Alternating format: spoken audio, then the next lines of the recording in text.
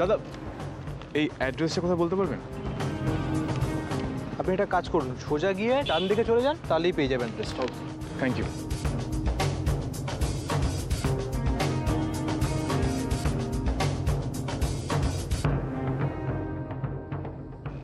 আচ্ছা গৃহভূত, সে ওই ওনারের নাম তো একজন ছেলের দেখছি, কিন্তু সেদিন তো গাড়িতে একজন মেয়ে ছিল।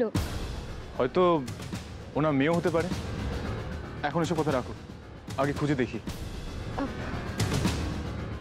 মনে তো হচ্ছে এই গলি টাইপ, একটু কাউকে জিজ্ঞেস করো না। এক্সকিউজ মি, বলছি এই বাড়িটা কোথায় বলতে পারবেন? ও, এটা তো দাসবাবুর বাড়ি। আপনি কি দাসবাবুকে খুঁজছেন? হ্যাঁ। আচ্ছা আচ্ছা, বুঝেছি, চলুন আসুন।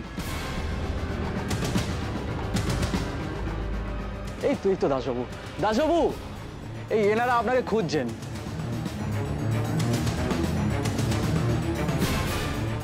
সেলস না সার্ভে, আমি কিন্তু কিছু কিনতে ফিনতে পারবো না।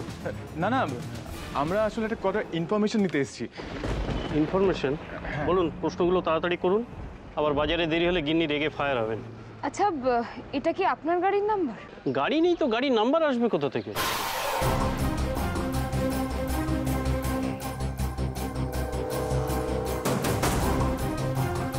আপনার কোনো গাড়ি নেই? এই জন্মেও হবে বলে মনে হয় না।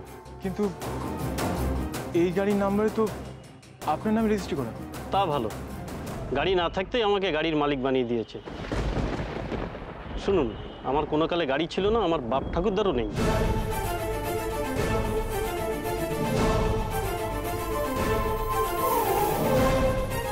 আচ্ছা, এমনও তো হতে পারে যে আপনার আগে যে এখানে থাকতো তার নামে গাড়িটা রেজিস্টার্ড। এখানে তো ফাঁকা জমি ছিল, আমি এখানে বাড়ি বানিয়েছি, অন্যের থাকার কোনো প্রশ্নই নেই। আচ্ছা, তাহলে অ্যাড্রেসটা ওদের কাছে কেন লেখা আছে? ভুল মশাই, ভুল, ওটা মেশিনের ভুল। চলি, বাজারে দেরি হয়ে যাচ্ছে।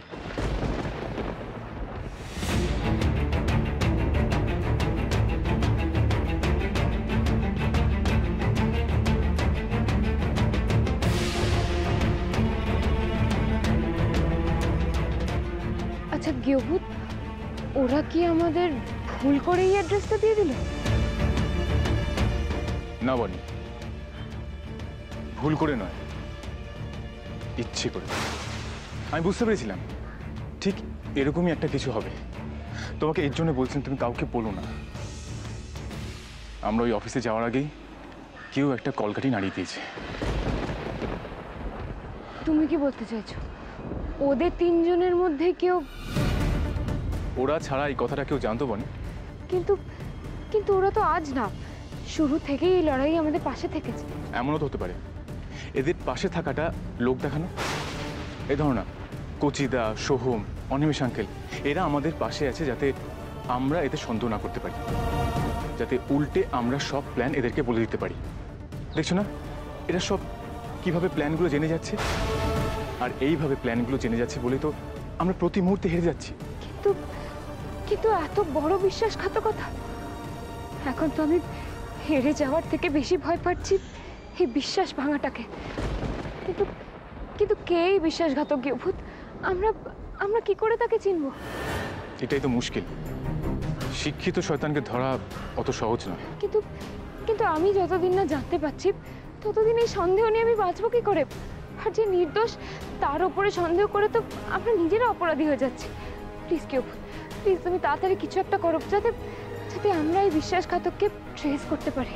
শোনো বলি, কদিন ধরে আমি ভাবছি এই মেয়েটার তোমাদের বাড়ি এন্ট্রি নেওয়ার পেছনে শুধুমাত্র তোমার বাবার সম্পত্তি নয়, কেউ চাইছে আমাদের সম্পর্কটাকেও ভেঙে দিতে। তাই কে কালপিট এটা জানার জন্য ওদের মনে আমাদের ব্যাপারে সন্দেহের বীজ ঢোকাতে হবে। মানে মানে ওদের মনে যদি আমরা এটা ঢোকাতে পারি যে আমাদের মধ্যে ভাঙন শুরু হয়ে গেছে, তাহলে দেখি কে কেমন রিয়্যাক্ট করে। তাহলে আমরা বুঝতে পারবো ওদের রিয়াকশন দেখে কে আমাদের আসল বন্ধু আর কে নকল। কিন্তু ওরা কি আমাদের বিশ্বাস করবে? আমাদের অভিনয় যদি ধরা পড়ে যায়? আমার ফিল্মি বনে যদি বলবিন্দা সেজে পারুলের মতো ধরিবাজকে বোকা বানাতে পারে, তাহলে এইটুকু অভিনয় করতে পারবে না? এমন অভিনয় করব সব দেখতে রয়ে যাएंगे। মাধুরীও হার মেনে যাবে আমার সামনে। চল।